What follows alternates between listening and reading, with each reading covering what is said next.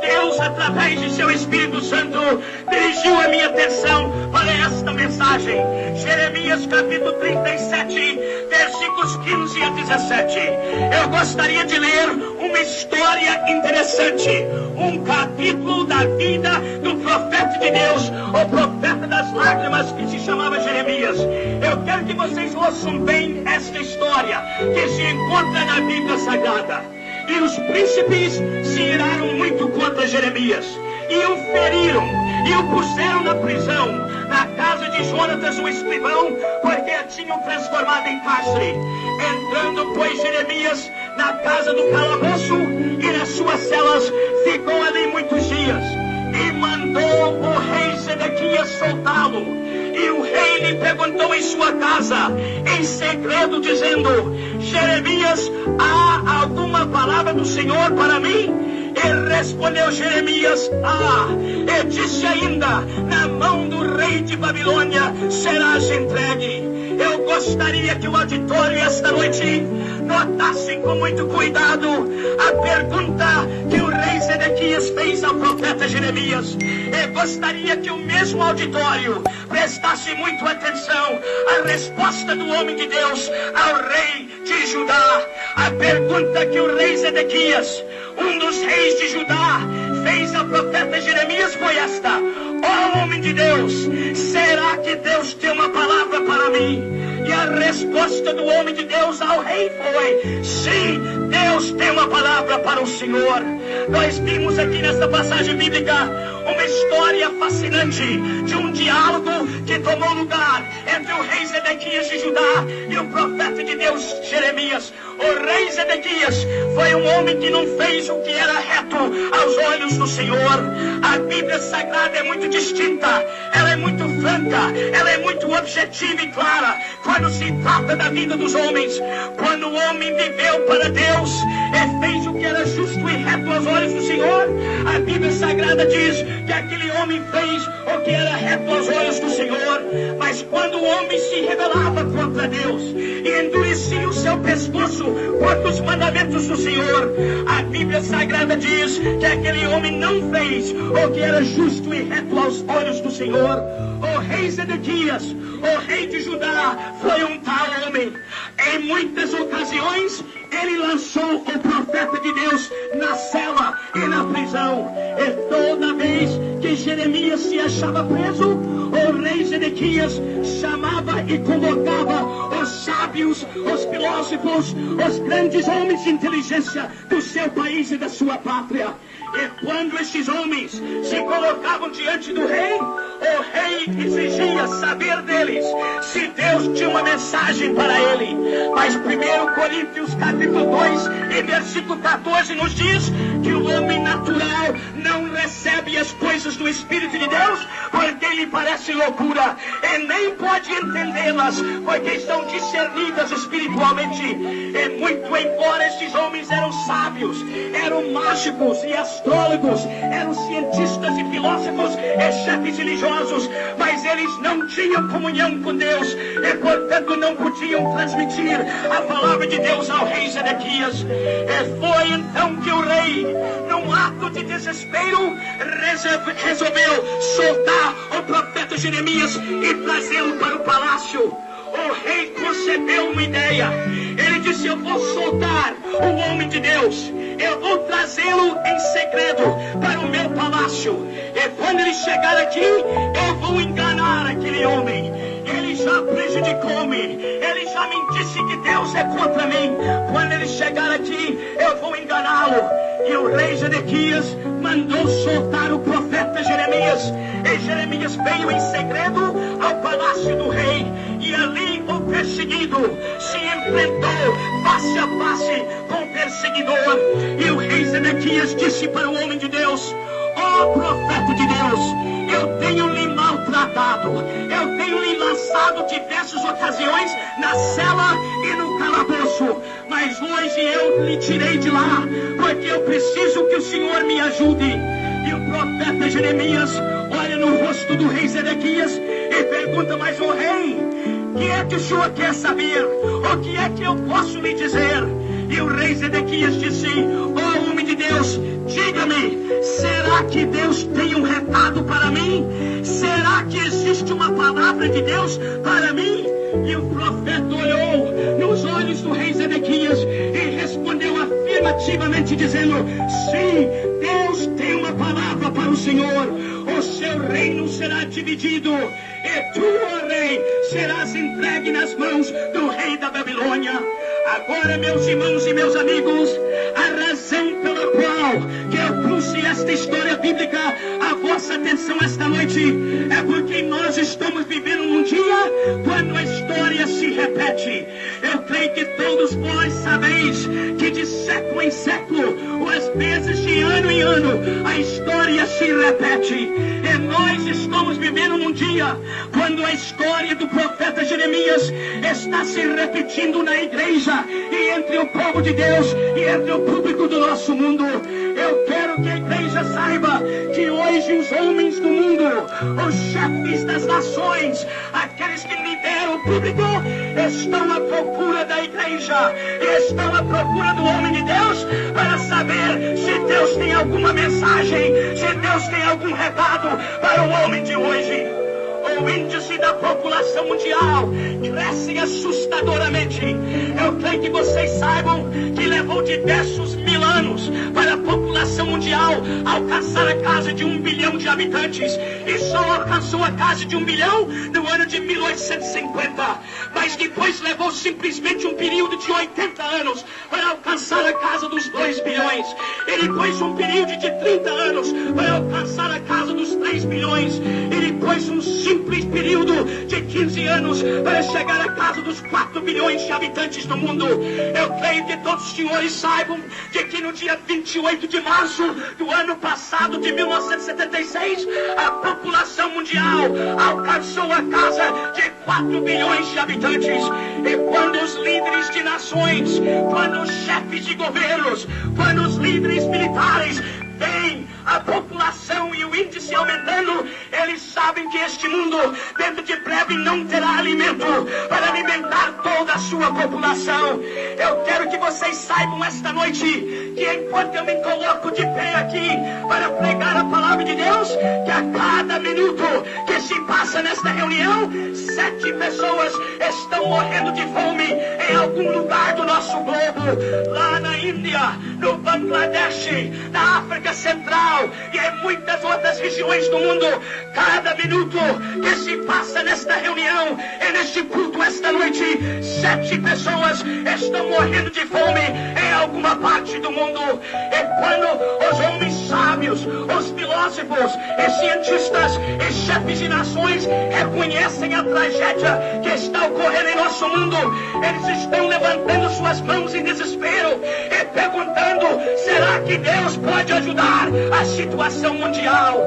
Não é somente o índice da população que assusta a liderança de hoje, o fato de que existe a segregação racial e nós estamos a qualquer momento para enfrentar possivelmente uma nova guerra mundial. Nós poderíamos enfrentar uma guerra no Oriente Extremo entre a China e a Rússia, poderíamos enfrentar uma nova guerra no Oriente Médio entre os países árabes e Israel, poderíamos enfrentar uma guerra de segregação racial na África do Sul entre as pessoas de pele preta e de pele branca. E meus irmãos, se esta terceira guerra mundial arrebentar, a Bíblia Sagrada e a profecia de Deus diz que 1/3 da população mundial morrerá dentro de poucos momentos.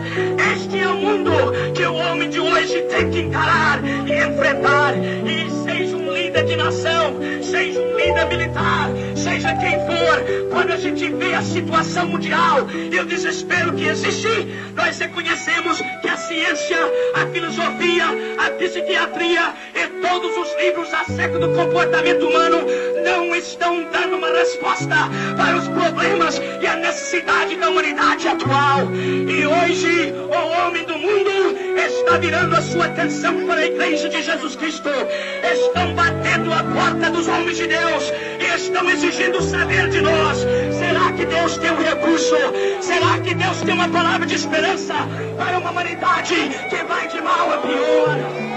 Eu me coloco de pé diante diante de vós esta noite para declarar com toda a autoridade do Espírito Santo que habita em meu coração. Deus tem uma palavra, Deus tem uma solução, Deus tem uma resposta para as necessidades do homem atual. Aleluia! Rapidamente, eu vou dar 3 razões pelas quais eu creio que Deus ainda fala hoje e fala através da sua igreja e do seu povo. A primeira razão é que Deus jamais deixou de se comunicar com o homem durante os séculos afora, desde a criação de Adão e Eva até o de 1977. Deus jamais deixou de comunicar-se com o homem, até no período denominado Idade Média, do 5º ao 15º século, quando parecia que as trevas pairavam sobre o universo e não existia voz de Deus entre os homens. Mas mesmo naquela época, denominada Idade Negra, houve grupos de homens que se reuniam e louvavam o nome de Deus e de Jesus Cristo, e Deus se comunicava com eles. E nós que somos os filhos de Deus, nós que somos os filhos da luz, sabemos disto, que muitas vezes Deus, em épocas passadas, escolheu a pior situação da humanidade para manifestar a sua salvação e a sua glória. Não era uma época de prosperidade espiritual. Há 2000 anos atrás, quando Deus enviou seu Filho a este mundo, a religião havia perdido a sua força. O Império Romano dominava a situação mundial e pisava sobre os homens. O rico maltratava o pobre. As pessoas tinham segregação racial naquela época. Se você não fosse romano, você não tinha nenhum valor. Mas no meio de todos aqueles problemas, no meio de todo aquele ódio, aquele rancor e aquele desespero, Deus abriu os céus e mandou seu Filho Jesus a esta terra. Aleluia! Uma palavra de salvação, para trazer uma palavra de esperança a uma humanidade perdida e desesperada. Eu quero que os senhores saibam esta noite que neste mundo de hoje, quando os cientistas e os filósofos e os líderes de nações não sabem para onde virar para encontrar a resposta, Deus está abrindo o céu outra vez e está derramando do seu Espírito Santo, está salvando as almas, está dando esperança ao homem. Este dia de 1977, esta década dos 70, é um dos maiores dias de Deus para a humanidade de hoje. A segunda razão pela qual eu creio que Deus ainda fala hoje é esta: quando Deus quis se comunicar com você, quando Deus quis descer ao nível do homem pecador, quando Deus quis amar-vos e quando Deus quis comunicar convosco, Ele não mandou a sua palavra através da religião, através da filosofia ou através da ciência, mas Ele enviou sua palavra através de Jesus Cristo, seu Filho amado. Jesus não veio a este mundo somente como Salvador, batizador, médico divino. Ele não veio a este mundo simplesmente como libertador e como rei, mas Jesus veio como a palavra de Deus, enviada pelo Pai. São João capítulo 1 e versículo 1 diz: no princípio era a palavra estava com Deus e a palavra era Deus. E o versículo 14 nos diz: a palavra se fez carne e veio habitar entre nós, e vimos a sua glória como o unigênito do Pai, cheio de graça e de verdade. Hebreus capítulo 1, versículo 1 e 2 diz que Deus em tempos passados nos falou de muitas maneiras diferentes através dos profetas, mas nestes últimos dias Ele nos fala através de seu Filho, a quem constituiu o herdeiro de todas as coisas. Quando Deus quis transmitir a sua santa palavra a nós, Ele enviou a sua palavra através de Jesus Cristo. É por isso que Jesus tinha uma resposta para todo homem. Não importava quem chegasse a Ele, Ele tinha uma resposta. Para aqueles que estavam com sede, Ele disse: eu sou a água da vida. Para aqueles que estavam com fome, Ele disse: eu sou o pão da vida. Para aqueles que estavam busca da paz, ele disse: deixo-vos a minha paz vos dou. Para aqueles que estavam procurando um verdadeiro líder, Jesus disse: eu sou o bom pastor, e o bom pastor dá sua vida pelas ovelhas. Para aqueles que estavam à procura de uma causa que seria de grande valor, Jesus disse: eu sou a videira verdadeira, e o meu pai é o agricultor. Jesus tinha uma resposta para toda pergunta, para toda necessidade humana. Aleluia! É por isto que com uma palavra ele expulsou 7 demônios de Maria Madalena. É por isto que com uma palavra ele abriu os olhos de um homem nascido cego. É por isto que com uma palavra ele livrou 10 leprosos instantaneamente. É por isto que Jesus se colocou de frente do túmulo de Lázaro, que jazia morto há 4 dias, e disse: Lázaro, sai para fora. E Lázaro saiu para fora. É por isto que quando Jesus chegou em Jericó e olhou na árvore, ele disse: Zaqueu, desça depressa. E Zaqueu escorregou a árvore abaixo, bateu no chão, levantou, limpou sua roupa, e Jesus disse: eu vou jantar na sua casa hoje, Zaqueu. E Zaqueu disse: vamos, Jesus. Mas a caminho de casa, nenhum dos dois falou para o outro. Eu creio que Zaqueu estava com tanta vergonha que não quis dizer nada para Jesus. E Jesus não precisava dizer nada, porque Jesus era a palavra do Pai na carne. Só a presença de Jesus ao lado de uma pessoa já produzia efeito. Embora Jesus não disse nada, quando chegaram em casa, Zaqueu estava botando a chave na porta, ele não aguentou mais. Olhou para Jesus e disse: Senhor, eu vou vender tudo que eu tenho e dar metade para os pobres. E se eu roubei de alguém, eu vou pagar quadruplicado. E Jesus olhou para ele e disse: hoje entrou a salvação nesta casa. Esse também é filho de Abraão. Jesus, a palavra de Deus, tinha resposta. A terceira razão pela qual Deus ainda fala ao homem hoje: antes de Jesus ascender ao céu, antes de Jesus voltar para o seu Pai, ele transmitiu uma palavra que nele habitava para a sua igreja e para os seus discípulos.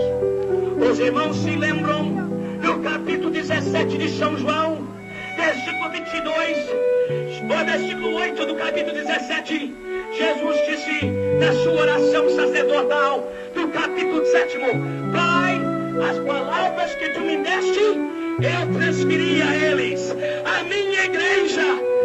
Jesus não levou direito reservado para o céu, não. Ele não disse: eu sou o autor da palavra e mais ninguém tem o direito.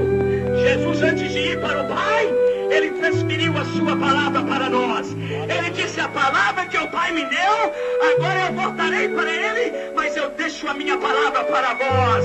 Vós tereis a minha palavra. Vocês já pararam para pensar no dinamite que está dentro do seu coração?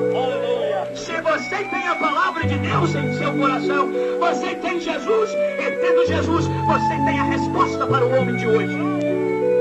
Para aquele homem que está carregando um fardo que não aguenta mais, nós podemos dizer a ele que Salmo 55, 22 diz: lança o teu cuidado sobre o Senhor, e ele te susterá, e nunca permitirá que o justo seja abalado. Para aquela mulher nervosa, para aquela mulher medrosa, para aquela mulher que não tem paz, tranquilidade e é muito nervosa, podemos dizer a ela que a Bíblia Sagrada diz em 2 Timóteo capítulo 1, versículo 7, que Deus não nos deu o espírito de temor, de covardia, mas de paz e de amor e de alegria no Espírito Santo. Para aquele jovem que diz: mas eu não aguento mais o peso dos estudos, eu não aguento mais a tentação das drogas, eu vou me sucumbir, já não sei para onde virar. Podemos dizer àquele jovem que Jesus disse em São Mateus 11, 28, vinde a mim todos vós que estáis cansados e oprimidos, e eu vos darei o alívio. Para aquela pessoa que diz: mas pastor Bernardo, eu estou à procura da paz, mas não a encontro, eu já experimentei religião, filosofia, ciência, eu já experimentei as drogas e entorpecente, mas não a encontro. Podemos dizer àquela pessoa que Jesus disse em São João 14, 27, deixo-vos a paz, a minha paz vos dou, não vou lá dou como o mundo a dá, não se atemorize e não se turbe o vosso coração. Para aquele crente que diz: mas pastor Bernardo, eu sou o único crente lá no serviço, eu sou o único crente lá no colégio, eu já não aguento mais a perseguição e todo mundo me ridiculariza, Marisa, o que eu vou fazer? A palavra de Deus tem uma resposta para aquela pessoa também. Em 1 João 4,4 diz: maior é aquele que está em vós do que aquele que está no mundo. Romanos capítulo 8, versículo 31 diz: se Deus é por nós, quem será contra nós? Romanos capítulo 16, versículo 20 diz: em breve o Deus da paz esmagará Satanás debaixo de vossos pés. Para aquela pessoa que pergunta: mas pastor Bernardo, qual é o futuro da igreja? Parece que o comunismo está espalhando pelo mundo. A igreja não está cumprindo a sua tarefa. Será que nós vamos perder a batalha? Será que Satanás e o comunismo vai ganhar? A Bíblia Sagrada tem uma resposta para aquela pessoa também. Em Isaías capítulo 59 e versículo 19, a Bíblia diz: quando o inimigo penetrar como um dilúvio de águas, o Senhor alvorará contra ele a sua bandeira. Isaías capítulo 54, versículo 17 diz que nenhuma arma forjada contra ti prosperará. Segundo Coríntios capítulo 10 e versículo 4 diz que as armas da nossa milícia não são carnais, mas poderosas em Deus para a destruição de fortalezas. E em São Mateus capítulo 18, capítulo 16 e versículo 18, Jesus, o comandante geral da sua igreja, disse: as portas do inferno não prevalecerão contra ela. Talvez tenha alguém dizendo: mas pastor Bernardo, qual será o futuro do Brasil? O Brasil é um país religioso, é um país cristão. Será que Deus vai favorecer o Brasil? A Bíblia Sagrada tem uma resposta para o Brasil também. Em 2 Crônicas, capítulo 7, versículo 14, a Bíblia Sagrada diz e Deus fala: se o meu povo, que se chama pelo meu nome, se humilhar, orar, buscar a minha face e se arrepender dos seus caminhos, então eu ouvirei dos céus, eu sararei a sua terra, eu ouvirei a sua voz.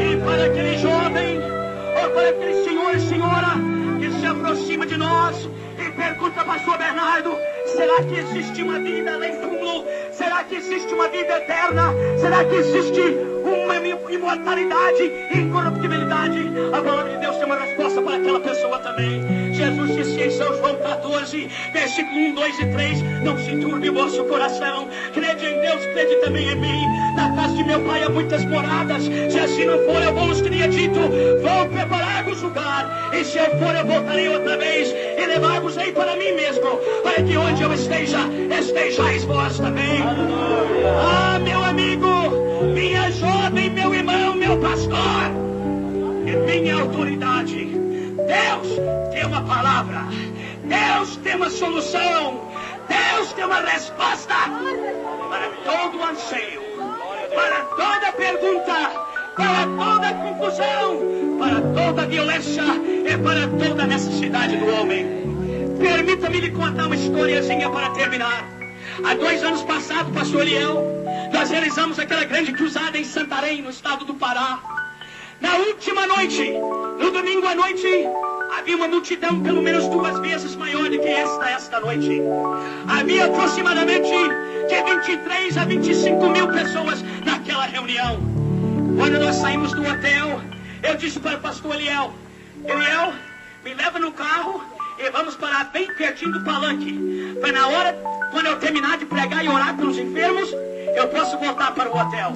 Quando nós chegamos lá na cruzada, a rua estava tão cheia que foi preciso parar o carro a 100 metros de distância. E eu sabia que quando terminasse a reunião, eu ia enfrentar grandes problemas para chegar no carro e ir para o hotel. Quando terminou a reunião, mais ou menos às 10 horas da noite, eu disse para o pastor Eliel: vai na frente e eu lhe acompanho. Abre caminho no meio da multidão para mim.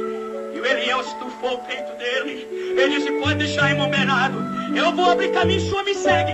Ele desceu a rampa correndo, entrou no meio da multidão. Em 2 segundos eu perdi de vista, porque ele é tão baixinho. Ele ficou perdido no meio da multidão. E eu vi um homem subindo ao meu encontro na rampa. Quando eu cheguei na metade, esse homem me parou, não deixou passar, e colocou sua mão no meu peito. Eu olhei nele e vi que era um homem de muita idade. Eu calculei 80, 83 anos de idade. Era um senhor de cor preta. Ele era tão pretinho que só os dentes apareciam quando ele deu um sorriso para mim. E ele botou a mão no meu peito e disse: pastor, para. Eu disse: meu amigo, eu preciso ir para o hotel. Estou todo suado. Meus irmãos, lá em Santarém do Pará, o clima é um pouquinho diferente de Santo André. Lá sabe fazer calor, não é, pastor? pastor Gilberto. Então, eu disse, meu amigo, olha, se o senhor quer falar comigo, o senhor deixa eu passar agora para ir no hotel e daqui a meia hora o senhor vai lá no hotel e eu passo a noite toda com o senhor conversando. Mas deixa eu passar agora. Ele botou a mão no meu peito e agarrou minha gravata e disse, o senhor não vai lugar nenhum até que eu fale com o senhor. Eu disse, tá bem, meu amigo. Eu falei, o que o senhor quer? Ele disse, pastor Bernardo, eu tenho 103 anos de idade. Ele disse, eu fui escravo. Eu fui liberto da escravidão quando a rainha proclamou a abolição da escravatura no Brasil em 1888. Naquela época eu tinha 16 anos de idade. Meus pais eram escravos, meus 12 irmãos e eu éramos escravos. E quando eu tinha 16 anos de idade, nós fomos libertos da escravidão. Mas ele disse, pastor, eu tenho sido um escravo de Satanás por 103 anos. Eu jamais conhecia Deus.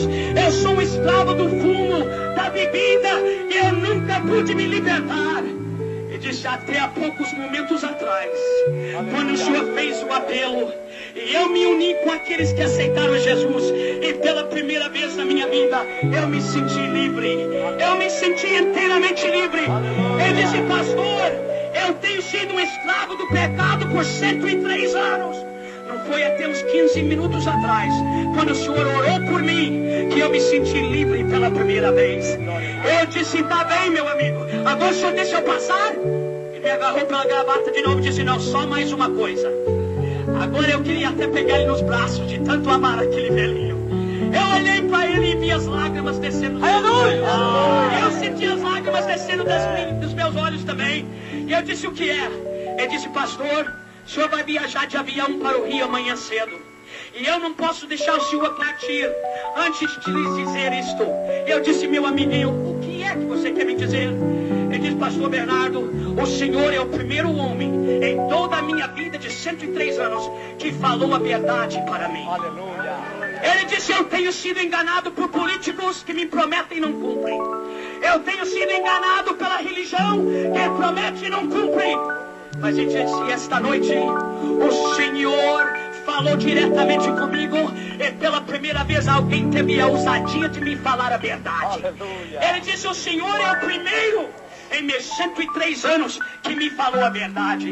Eu abracei aquele velhinho, eu encostei o meu rosto no dele e as lágrimas dele se misturaram com a minha. Eu disse, meu amigo, sabe por que eu sou o primeiro homem que na sua vida de 103 anos lhe fala a verdade? Ele olhou e disse, não. Eu disse, porque eu não falo as minhas palavras, mas eu falo essa palavra daquele que me enviou. Eu falo a palavra de Jesus. E a palavra de Jesus é a mensagem do céu que soluciona o problema do homem. Eu não sei qual é a sua necessidade esta noite. Eu não sei qual é o seu desespero. Talvez tenha alguma pessoa aqui dizendo, pastor Bernardo, se eu não me encontrar com Deus esta noite, eu volto para casa para cometer o suicídio. Talvez tenha alguém dizendo, pastor Bernardo, se alguma coisa não acontecer na minha vida esta noite, quando a minha mulher e eu chegar em casa, nós vamos nos separar. Nós viemos a esta reunião, a este culto, como um último recurso. Talvez alguém aqui esta noite está dizendo para mim, pastor Bernardo, eu sou um drogado, eu tenho participado de drogas, eu sou um traficante de drogas, não consigo me livrar. Esta noite Jesus tem uma solução, Jesus tem uma resposta para você. Talvez tenha alguma senhora dizendo, pastor Bernardo, eu cometi o pior pecado, eu não posso encarar a ninguém. Eu vim a esta reunião esta noite para ver se Deus queria falar comigo. Minha senhora, Deus já falou com você esta noite. Não importa a sua posição social, não importa qual seja o seu passado, esta noite Deus lhe ama. E Jesus tem uma mensagem, Jesus tem uma palavra para você. Você quer ouvir a voz de Deus? Você quer ouvir a voz de Jesus? Então entrega a sua vida a Ele. Permita que este fraco pastor Bernardo Johnson, que é um homem também, mas que crê em Deus, faça uma oração em seu favor. Todo mundo fechando os olhos e orando ao Senhor. Ó grande Deus, Pai de nosso Senhor Jesus Cristo, Pai de nosso Senhor Jesus Cristo, Criador dos céus e da terra, Criador dos céus e da terra, eu me aproximo agora de Ti, eu me aproximo agora de Ti,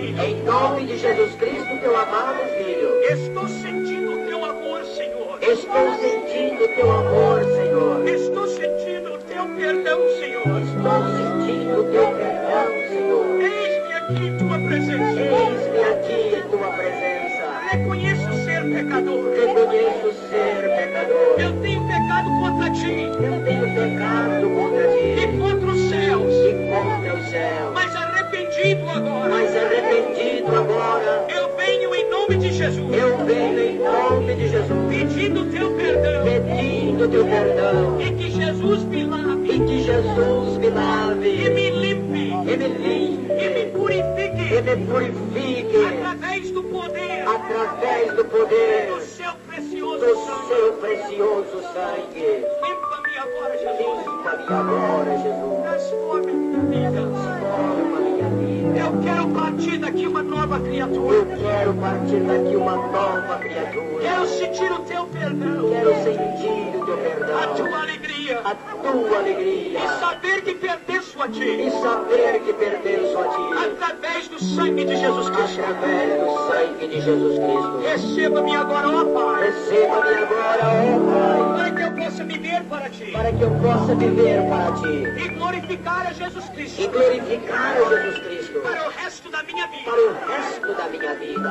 para a glória de Deus Pai, para a glória de Deus Pai, de Deus Filho de Deus Filho e de Deus Espírito e de Santo. Deus Espírito Santo. Amém. Amém. Aleluia! Pode abaixar a mão, meus irmãos e amigos. Eu quero fazer uma pergunta. Talvez tenha alguém aqui esta noite olhando nessa multidão e dizendo: ah, pastor, venha cá. Não existe tanta gente doente assim, não.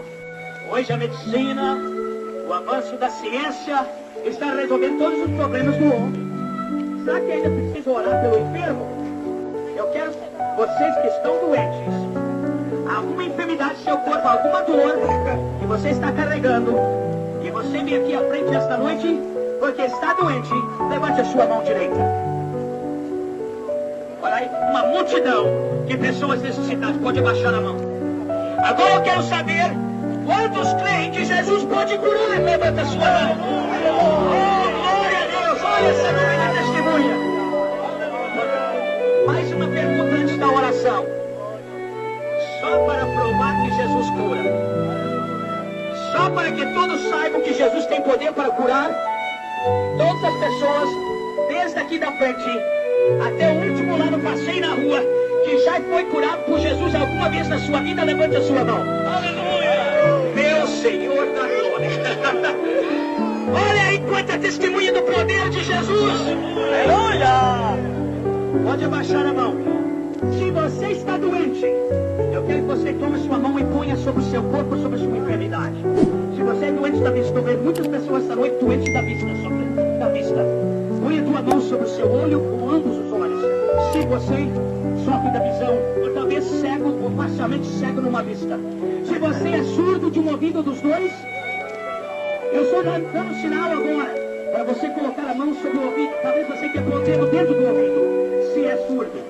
Se você sofre de um tumor, coloque sua mão sobre aquele tumor. Se você sofre do coração, coloque a mão sobre o coração. Se você sofre de uma dor geral no corpo, reumatismo ou qualquer coisa assim, põe a mão sobre o seu corpo. E creia agora e não tire a mão até depois da oração. E eu disser que vocês tirem a mão, está certo? Vamos orar agora. Oh, grande Deus, em nome de Jesus Cristo agora, eu peço que tu venhas, assim como tu disseste nesse local, para salvar as almas que estavam perdidas, as almas que estavam à procura de uma palavra, de um contato, é tua salvação esta noite. Estenda agora a tua mão, Senhor, para curar os enfermos. Eu uno a minha voz, eu uno meu coração a estas milhares de pessoas. Eu uno esses pastores e declaro, em nome de Jesus Cristo, que os doentes sejam curados esta noite. De toda espécie de enfermidade, em nome de Jesus Cristo, para que Deus seja glorificado, para que Jesus seja glorificado, para que o Espírito Santo seja glorificado. Oh, Deus, está pequeno. É verdade, mais avançada. Estenda agora a tua mão, Jesus. Aquela mão de poder. Aquela mão dourada. Aquela mão em nome. É para a glória de Jesus. Amém. Deus fez e continua a fazer a sua obra. Mas eu quero que vocês ouçam agora. Meu irmão, minha irmã, meu senhor, minha senhora, meu jovem, minha jovem, menino e menina, sejam curados agora, em nome de Jesus Cristo, pela glória de Deus Pai e do Espírito Santo. Amém.